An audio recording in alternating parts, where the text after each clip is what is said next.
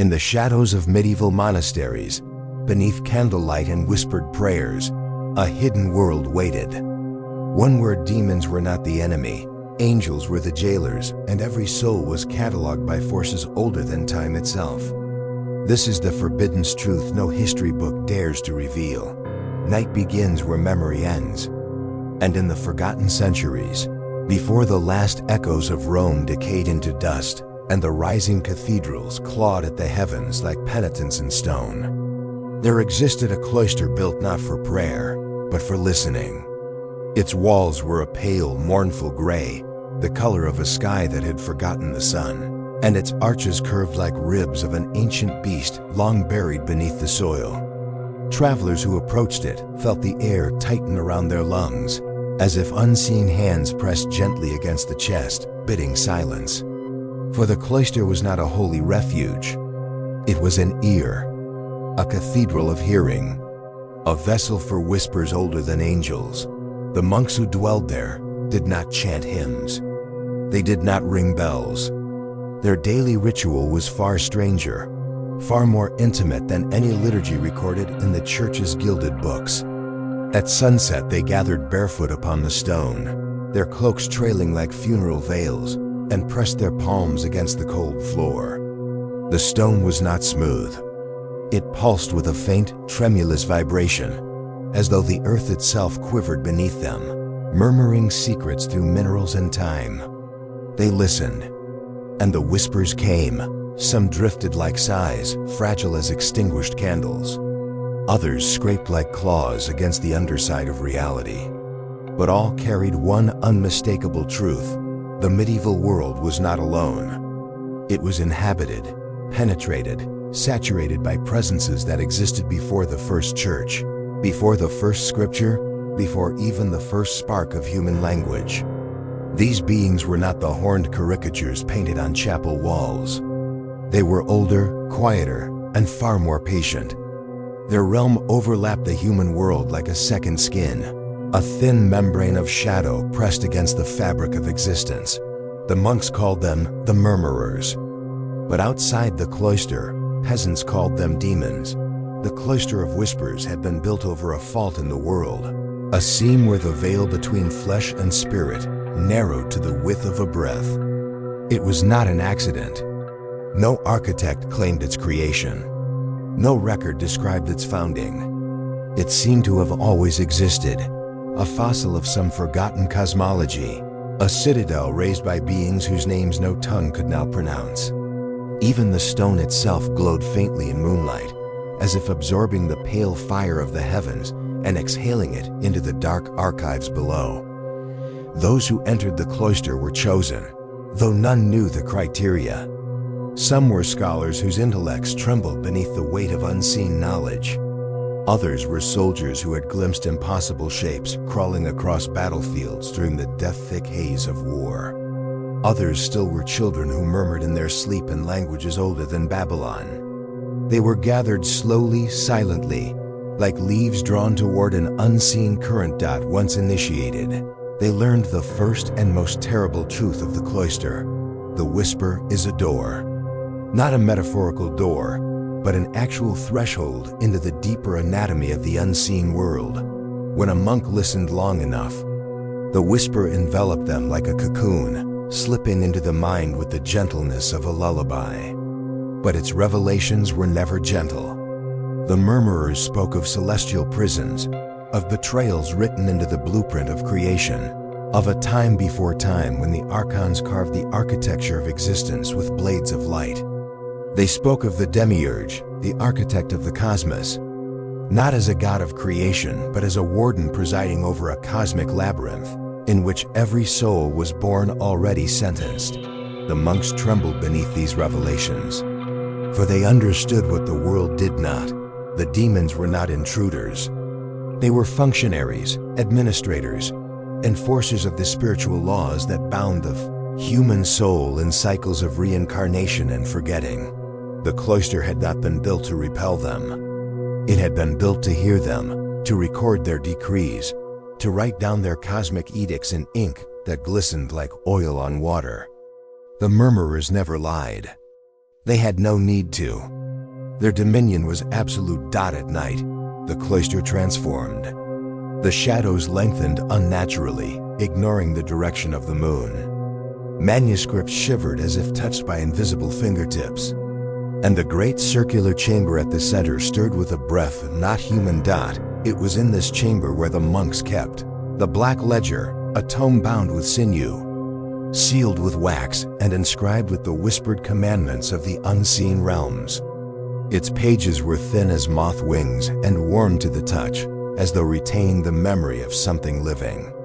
When opened, the ledger exhaled a sound like a distant choir humming from beneath a sea of stone. No monk opened it willingly, only when the cloister itself demanded it. When the whispers grew so loud they rattled the tapestries, would the ledger be read? And what it revealed was always unholy, always unbearable. One winter night, when the winds screamed like tortured spirits across the monastery roofs, a young monk named Avaran collapsed upon the stone. His face was pale as bone, his pupils blown wide. He whispered a single phrase, "A door has opened." The monks knew what this meant. A murmurer had crossed over. They carried Avaran to the circular chamber, laid him before the Black Ledger, and surrounded him in a ring of trembling candlelight. His body convulsed. His shadow lengthened, twisting into shapes that did not belong to human anatomy, branching, spiraling, devouring the light from the candles. And then, through his lips, another voice spoke. It was not a growl. It was not a hiss. It was a calm, patient whisper, like a teacher correcting a child. "You are not the listeners," it breathed. "You are the listened to." A cold wave passed through the chamber, extinguishing every candle at once. The monks clutched each other in the sudden darkness as Avaran's shadow unfurled across the walls like a curtain. The murmurer continued, its voice echoing from every direction at once. "We watch your fear. We measure your silence. We harvest the tremor of your breath. These are the offerings that sustain the lattice of worlds. You fear demons because you fear yourselves." When dawn finally broke, Avaran was gone, not dead, simply gone, leaving behind only a faint imprint in the dust, as if erased from existence. The cloister was never the same. The whispers grew bolder, closer, almost intimate. And the monks understood that their duty was not to protect the world from demons.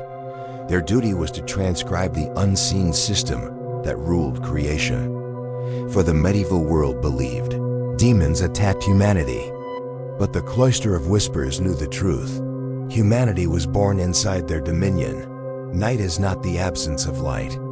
It is the presence of watchers. In the medieval world, where mountains loomed like sleeping giants and forests hissed with unseen hungers, the people feared the dark not because it concealed danger, but because it revealed truth. And so they hung lanterns along every path, every crossroads, every bridge that crossed a river, said to drink souls. No one questioned the custom. No records traced its origin. The lanterns had always been there, as natural as the moon, as necessary as breath, but the light they carried was never meant for travelers. It was meant for the unseen. The lanterns served as invitations, or perhaps warnings to those entities who drifted between the layers of the world. Their flames fluttered like small, fragile hearts suspended in glass, beating in rhythm with forces older than heaven. Each lantern was a shrine to ancient covenants, agreements forged when the world was molten and the first watchers descended from the celestial lattice to survey their new dominion. The peasants believed the lanterns kept demons away. The truth was far more unsettling. The lanterns told the demons where you were, for in the darkened corridors between realms, the forsaken wandered, beings cast out not by God or devil, but by the machinery of cosmic order itself. They were not creatures of wrath or malice, but of function. They monitored the boundaries of human fate, drifting like ink through water, moving through the world with a slowness that defied time. To look upon them, if one was unfortunate enough to see, was to witness a shape that mimicked humanity. yet moved with a patience that no mortal spirit could endure. These were the Forsaken, custodians of the unseen ledger, archivists of mortal fear. The lantern flames were their beacons, on nights when fog swirled like the breath of buried gods, and the moon hid behind the veil of the firmament. Travelers swore they saw silhouettes just beyond the reach of the lantern glow. Tall, patient, motionless, they never crossed the circle of light, but stood just outside it, shivering like reflections on disturbed water. If the traveler walked, they walked. If the traveler paused, they paused. And when the flame flickered, the silhouettes leaned ever so slightly closer, as though tasting the trembling of the human soul. Travelers learned never to stop between lanterns, never to breathe too loudly, never to look back, for the lantern flame was not a shield. It was a spotlight, a marking, a way for the Forsaken to measure the resonance of human fear, the single currency the unseen worlds treasured most. There were whispers that each flame held a fragment of a watcher's eye, that the lantern's glow was the lingering gaze of fallen Archons, whose sight could pierce through veils of flesh and bone. Children sometimes claimed to see faces drifting inside the lantern glass, pale, blurred, almost sorrowful. But their parents silenced them quickly, for to acknowledge the truth was to invite it closer. Superstition became silence, and silence became worship. In forgotten hamlets where the church bells rarely rang and ravens perched like omens carved into the sky, lantern keepers performed a clandestine ritual each dusk. They lit the flames with tapered wicks soaked not in oil, but in a secret mixture of herbs and ashes. These ashes, it was said, came from manuscripts burned by priests who feared their contents. Few knew the truth. The ashes carried the memory of forbidden words, words that the Forsaken could hear. Every lantern was an invocation, every flicker a whisper, every flame a contract renewed. The lantern keepers, though peasants in the eyes of the world, were custodians of a lineage older than any king. They watched the horizon with hollowed eyes, waiting for the moment the sky darkened unnaturally, a sign that the Forsaken had gathered. On those nights, the lanterns swayed without wind, their flames stretching like serpents towards something unseen. Travelers hid in their homes, reciting cracked prayers, but the lantern keepers listened. They waited. They counted the shadows between lanterns, for the number of shadows told them how many Forsaken had entered the world that night. Once, on a harvest night under a blood-tinted moon, a young lantern keeper named Maylis saw something she would never speak of again. The lantern before her trembled violently, its flame twisting like a wounded animal. The air thinned, pressing against her ribs. And then she saw it, not a silhouette, but a face forming within the flame. Not demonic, not grotesque, human. It was her own face, but aged, hollow, eyes drained of hope, staring back at her from a future she could not comprehend. The lantern whispered her name. In terror, Maylis extinguished the flame, and for a moment, the world exhaled, a cold, heavy breath that snuffed out every lantern along the path. Darkness swallowed the road. The silhouettes moved, not with haste, but with certainty, as though reclaiming a territory that had always belonged to them. When dawn came, Maylis was found kneeling in the road, her hair turned white, her eyes glassy with the emptiness of someone who had glimpsed the underside of destiny. She could not speak. She could only trace circles in the dirt with her finger, circles like the ones painted on the Wenwa lantern-glass. After that night, the villagers understood what the lanterns truly did. They did not repel the Forsaken. They summoned them, guided them, fed them the trembling pulse of human vulnerability, and in return, the Forsaken maintained the fragile seam between this world and the next. A bargain of fear for protection, a covenant of silence for survival, for the medieval world lived under constant surveillance, not from heaven, nor from hell, but from the unseen archivist who measured the worth of every soul by the weight of its fear. And so, Throughout the centuries, the lanterns burned, bright, steady, watching, waiting. Not for demons. For us. For humanity walked through the night, believing it was protected by the lantern's glow. But in truth, every flame was a reminder that the Forsaken did not hunt souls in darkness. They followed the light. There are places in this world where the earth remembers what humanity has forgotten, where stone retains the memory of older empires, older deities, older grief. And there are places where that memory condenses, hardens, into sanctuaries no mortal hand ever intended to build. One such place lay beneath a mountainside monastery, hidden beneath centuries of prayer, penance, and denial. The monks believed their holy refuge rested on unshakable rock. But stone is never still. It grows, it shifts, it waits.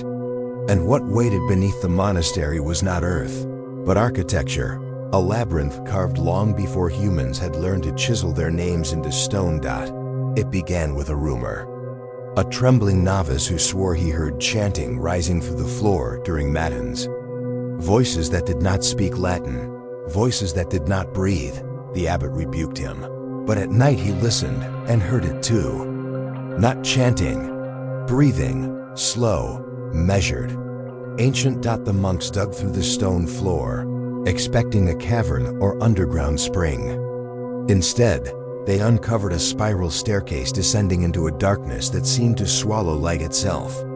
It was warm, too warm, as though the earth beneath the monastery housed a beating heart.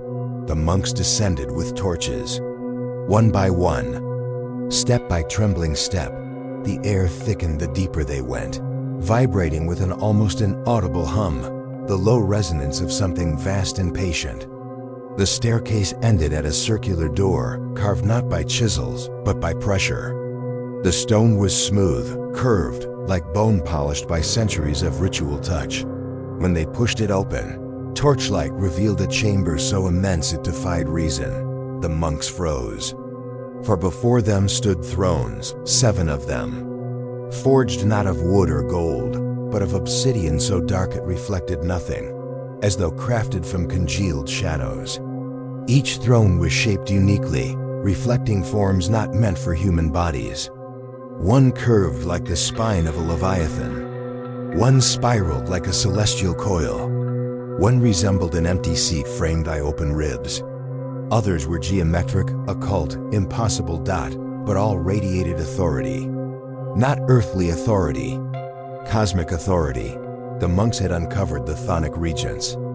Hall, a forgotten council chamber of the entities who governed the hidden architecture of human suffering. These were not demons as the medieval world imagined them. Not tempters, not tormentors, administrators. The cosmic magistrates who maintained the machinery of reincarnation, who measured guilt, who weighed the soul's fractures, who enforced the contracts humans never remembered.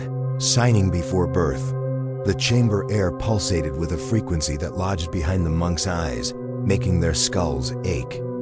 It was as if the thrones themselves were alive, listening, waiting, judging. Brother Amatus approached the nearest throne. His torch dimmed. His breath hitched. As he lifted his hand to touch the obsidian armrest, his reflection did not appear on the polished surface. Instead, he saw an image, a vast desert of stars stretching endlessly, beneath which wandered a colossal figure bound in chains of pale fire. Its head brushed the underbelly of creation. Its hands dragged across worlds. A voice slithered into Amatus's mind.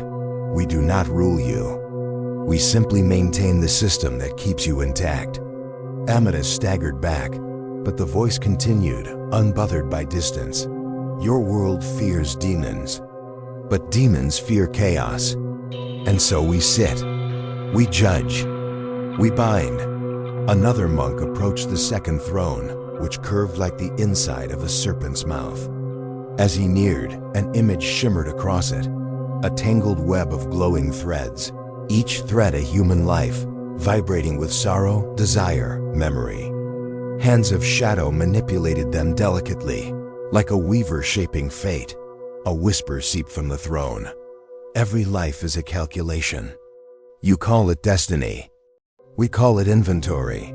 One by one, the monks approached the thrones, each receiving a revelation more devastating than the last.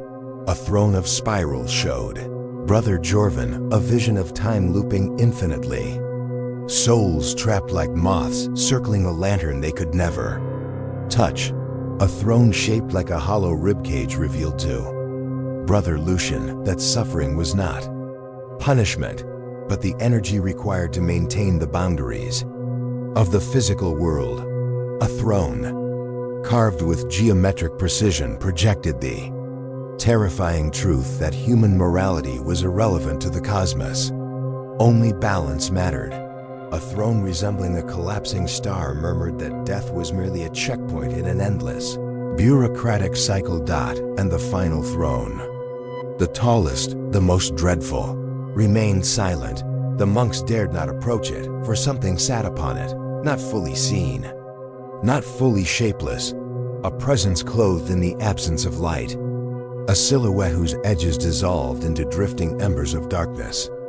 The torches dimmed to embers in its presence, as though even fire bowed before it.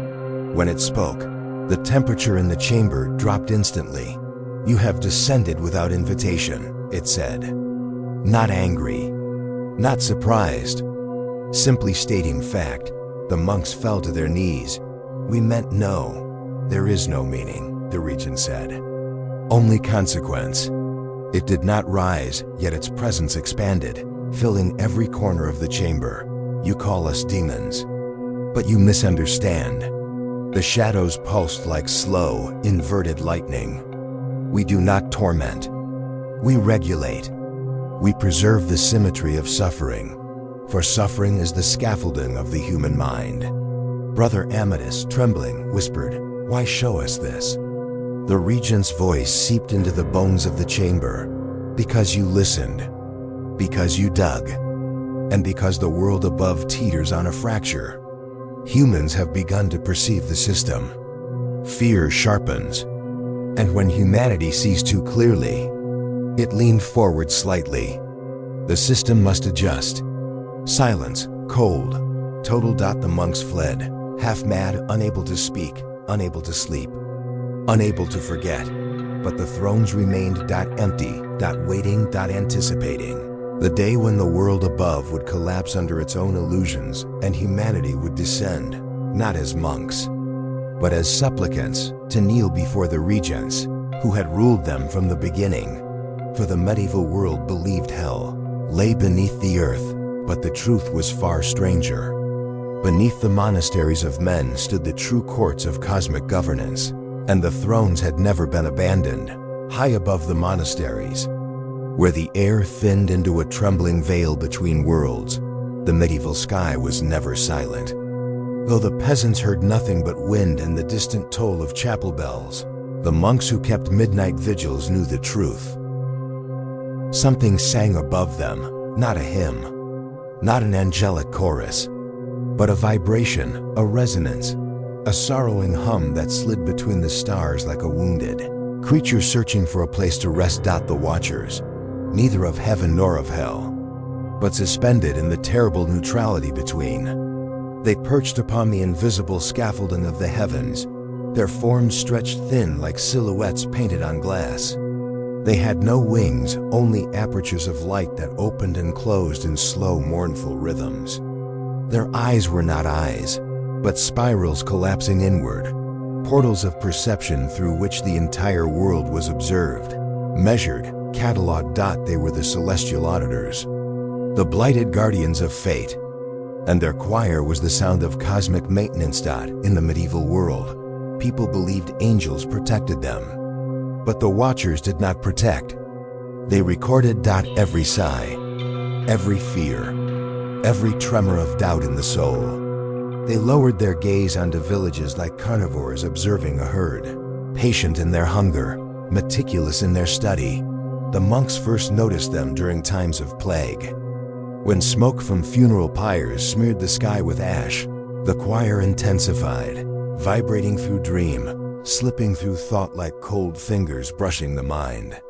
Sleep became a gateway, and many awoke screaming, convinced they had stared directly into the pupil of something that watched. The world through them. Brother Serial, a man known for visions sharper than sanity, once climbed the monastery tower during the crimson dusk.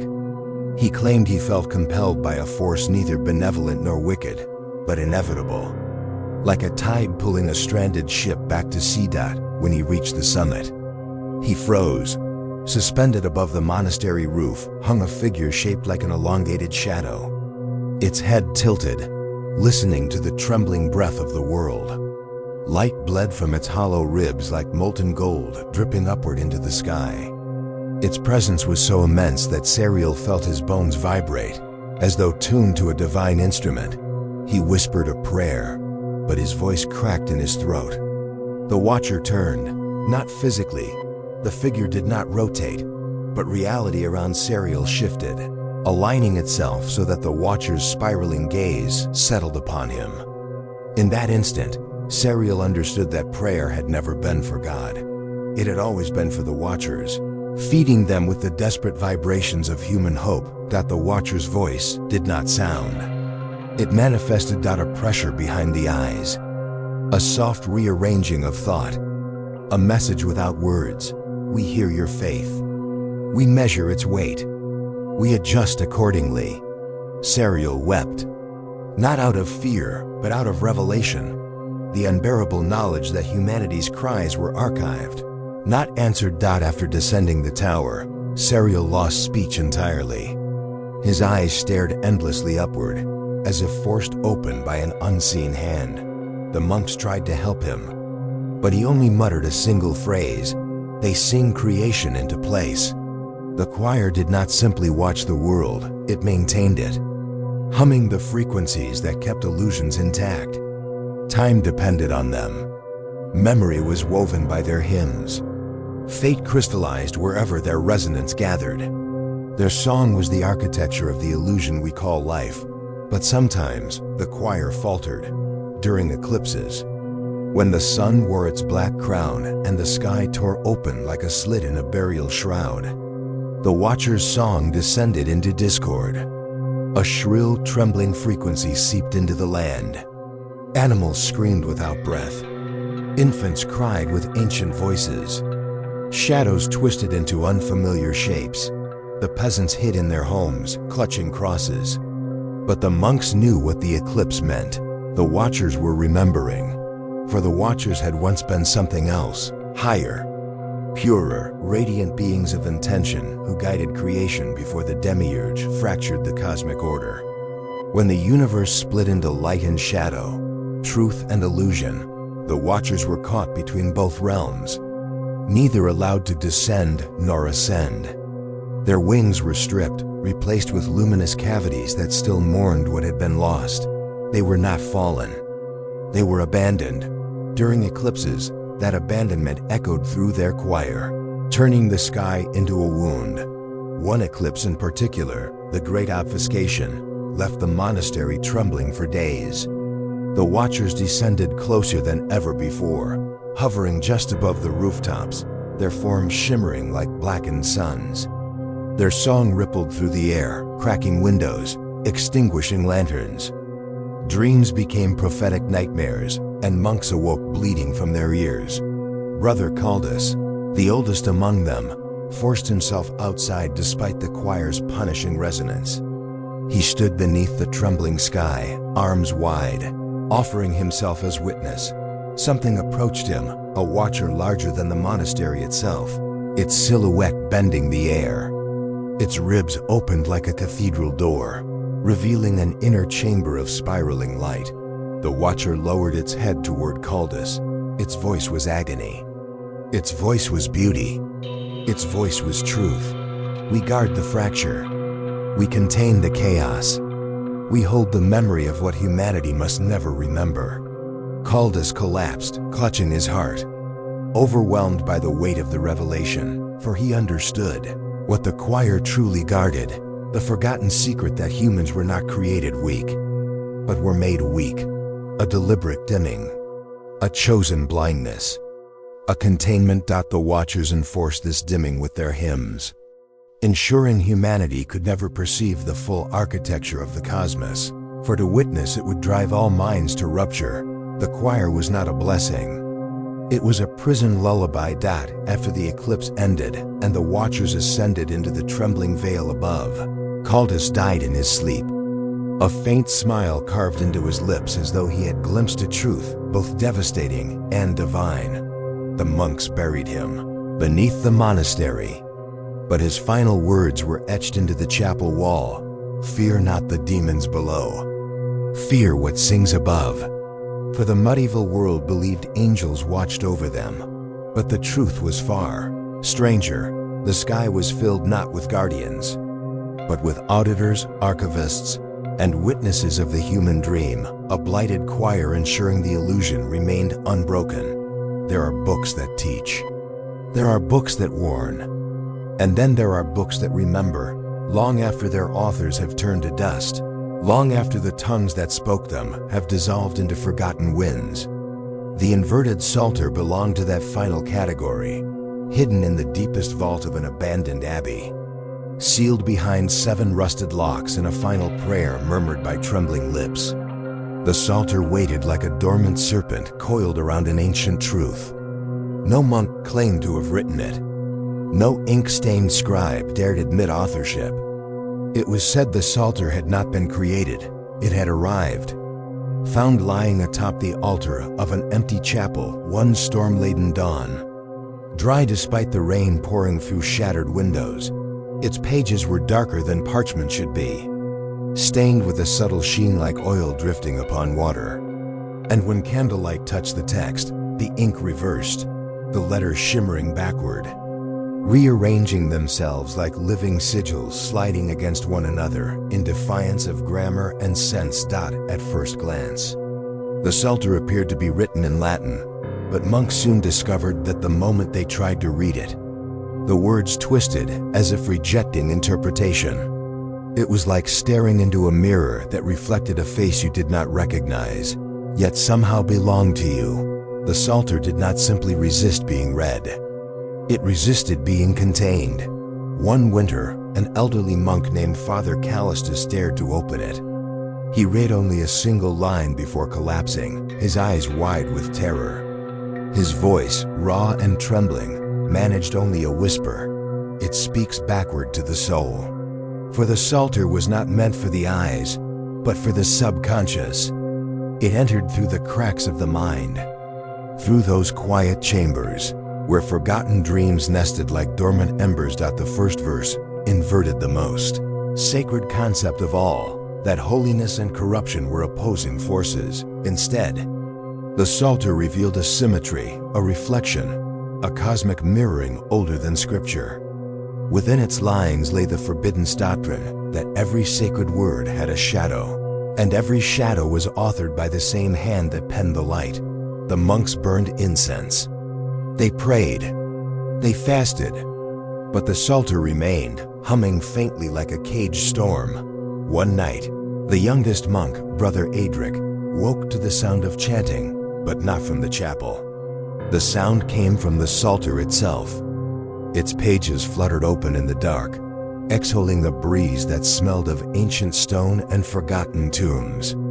A voice rose from within, not male nor female, echoing through the wooden rafters like a chorus of fractured memories. "Come and see," it whispered. Adric approached, trembling. The Psalter responded, welcoming him. The text rearranged into new lines. Glowing faintly, like embers forming patterns in the ashes, he read, and as he read, he understood the Psalter's secret. It was the undoing of Scripture, the reverse engineering of faith. A manual not for invoking demons, but for revealing the ones already inside. Not creatures of horn and flame, but shapes of thought, parasites that nestled behind the facade of human identity. Envy, despair, pride, hunger. These were not weaknesses but entities, feeding upon the mind. The Psalter exposed them, naming each in a reversed prayer, peeling away the illusions like rotted skin. Adric saw his own shadow rise from the floor and stand beside him, not attached. Not loyal, but independent, observing him with silent disappointment. He screamed. But the Psalter silenced him with a whisper soft as silk. Do not fear the darkness within. Fear the light that blinds you to it. For the Inverted Psalter revealed a doctrine older than any church, the forgotten Gnostic truth that light was not always salvation. Sometimes light was simply the first layer of deception. The Psalter's second revelation shattered the monks' beliefs entirely. The divine hierarchy itself was mirrored. Every archangel had a reflection. Every saint, a shadow. Every prayer, a counter-prayer whispered from behind the veil. Human salvation, it claimed, was not a battle between good and evil, but a negotiation between two versions of the divine, one seen, one concealed.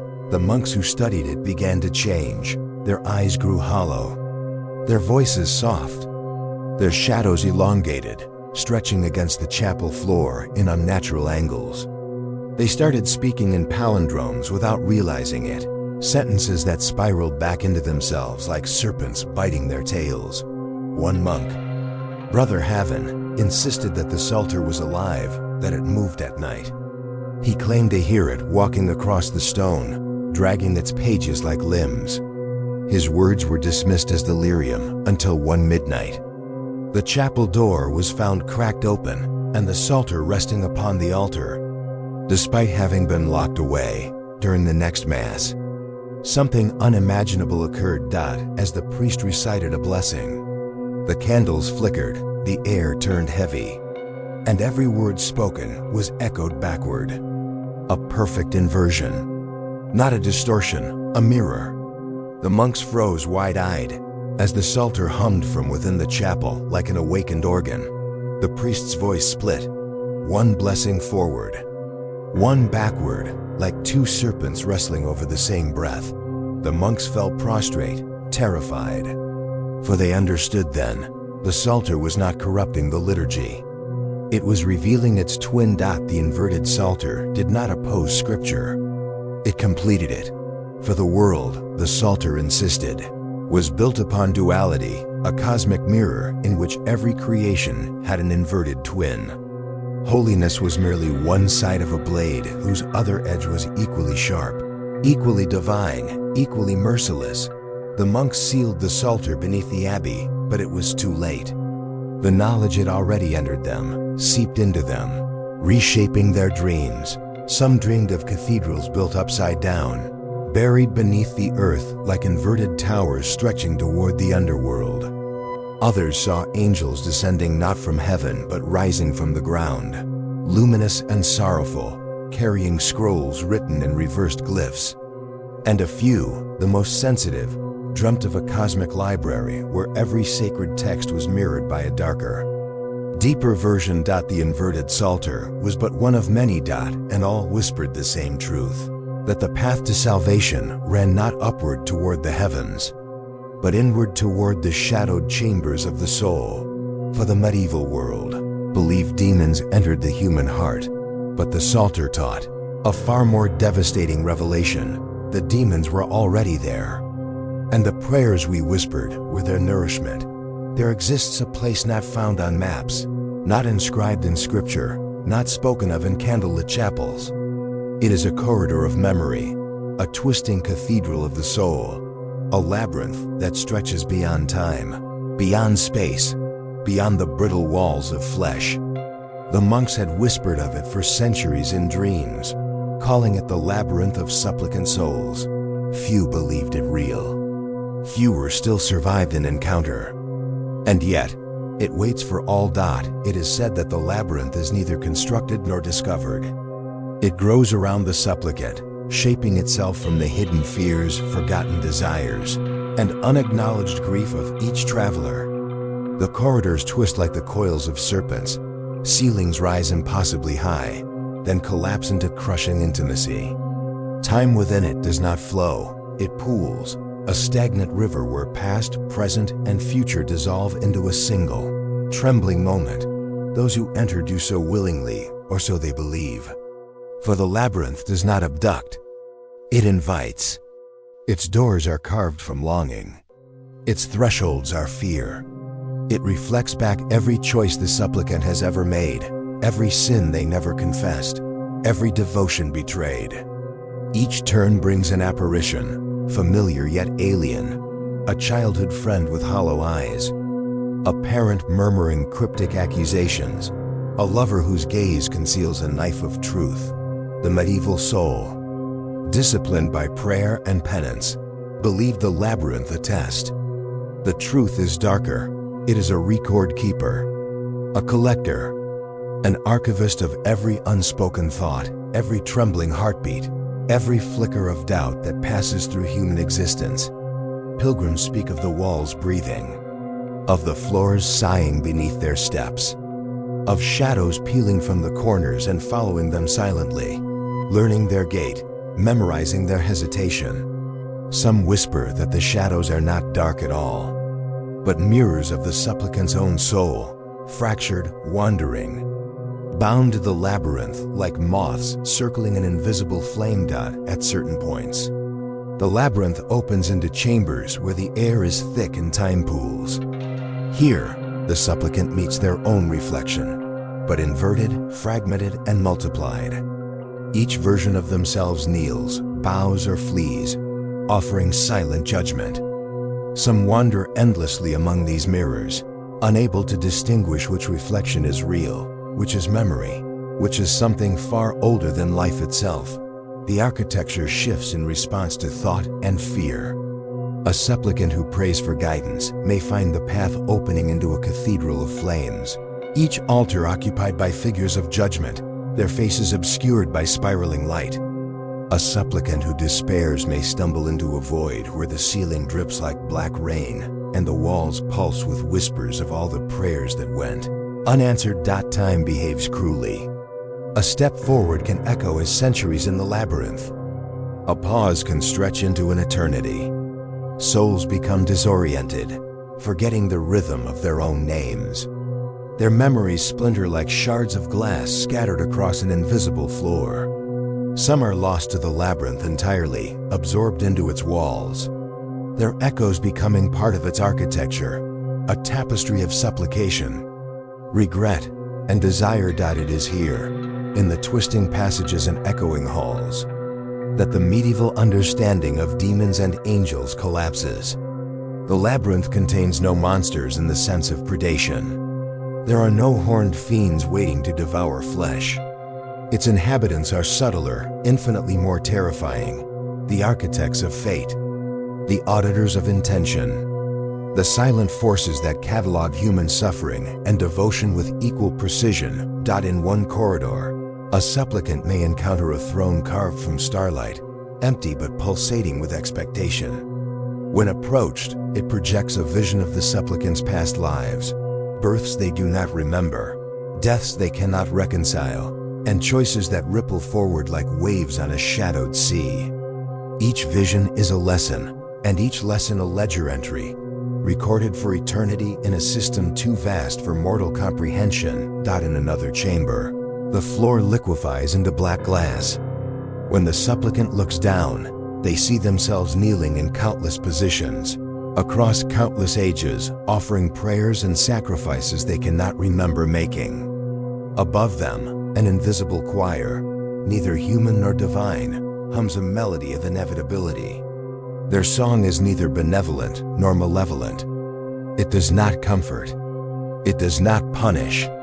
It simply exists, binding every soul within the framework of the labyrinth. The labyrinth tests more than courage. It tests recognition. The supplicant is compelled to confront the parts of themselves they have buried, ignored, or denied. Fear becomes a mirror. Desire becomes a trap. Guilt becomes a map. And only by surrendering the illusion of control can one navigate its winding corridors without succumbing to despair. Some supplicants reach a chamber of convergence, where the paths of countless souls intersect. Here, the labyrinth hums with a collective resonance, the trembling of all who have wandered its halls. A single misstep may collapse one's timeline, folding the supplicant into the memories of others, creating a recursive spiral from which there is no return. Only those who relinquish self, who bow to the eternal system, may pass through these convergences intact, emerging into the world above with glimpses of knowledge too vast, too haunting to ever be spoken aloud. It is whispered that the labyrinth itself is conscious, not in the way humans understand, but in the rhythm of its corridors, the shape of its chambers, the echo of its unseen choir. It observes, it remembers, it judges, and most terrifyingly, it waits. Always waits. For each human life will eventually enter its gates, drawn by curiosity, despair, devotion, or the subtle call of a world that cannot contain their awakening. The medieval mind feared demons beneath the bed, behind the altar, in the shadow of the forest. The labyrinth teaches a different truth. The greatest peril lies not outside, but within the corridors of your own making, within the echoing chambers of your soul, within the invisible architecture that has cataloged you since your first breath. And even when a supplicant believes they have emerged, even when the labyrinth releases them into waking life, they carry a memory that is more haunting than any monster. You are always being watched. You are always measured. You are always within the labyrinth. The medieval world believed they could escape the unseen. But the labyrinth whispers otherwise. No one ever truly leaves. No one ever truly arrives. The path exists in perpetual unfolding, and the soul is both prisoner and pilgrim. There comes a time, in the slow turning of centuries, when the boundaries between the seen and unseen tremble, when the fragile veils that separate mortal flesh from eternity unravel like threads in a storm. In the medieval world, this was called an omen.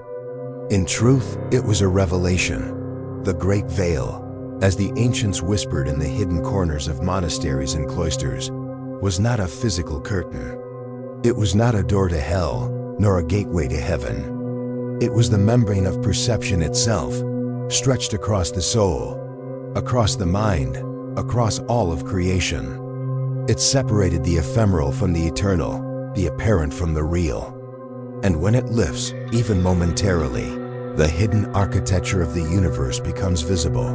The monks had glimpsed it in fragments, in the black ledger beneath the cloister, in the lantern-lit streets where the forsaken watched, in the obsidian thrones of subterranean chambers, in the inverted psalter whose pages remembered themselves.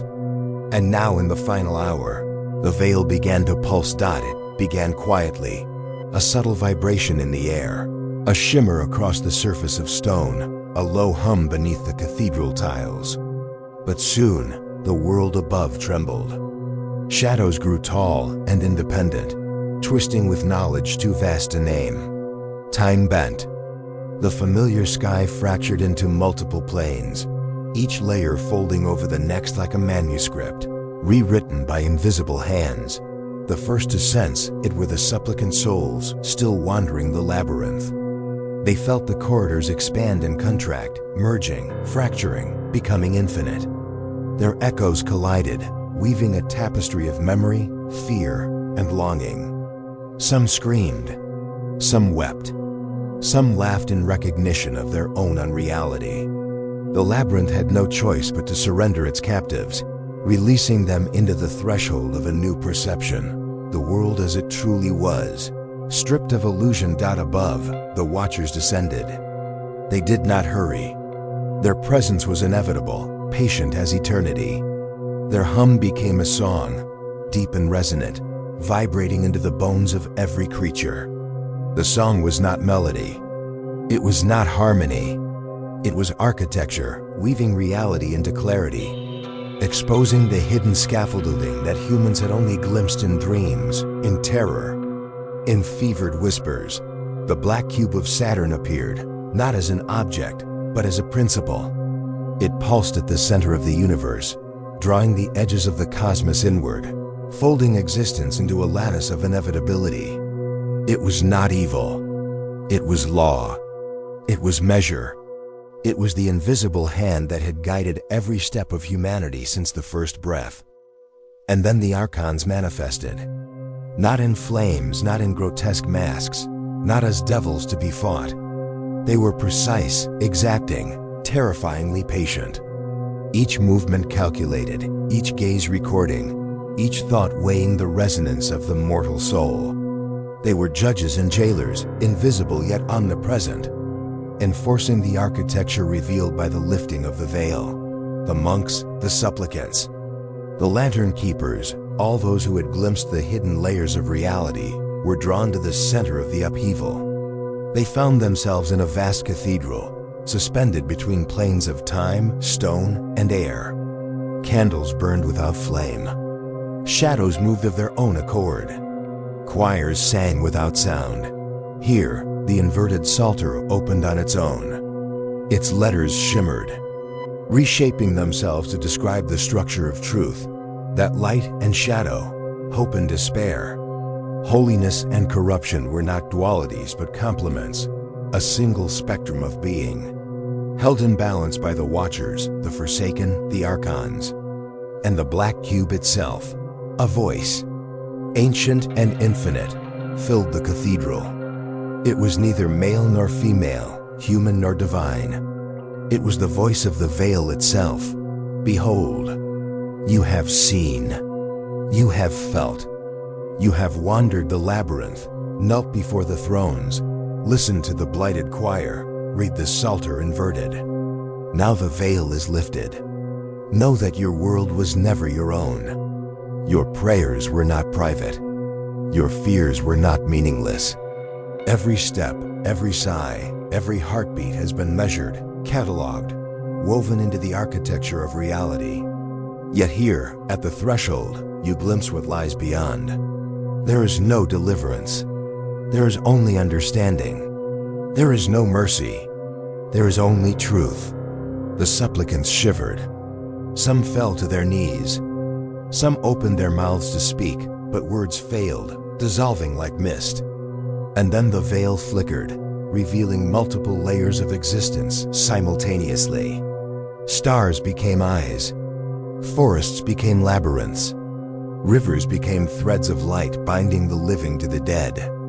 The human to the immortal, the flesh to the abstract dot in that instant.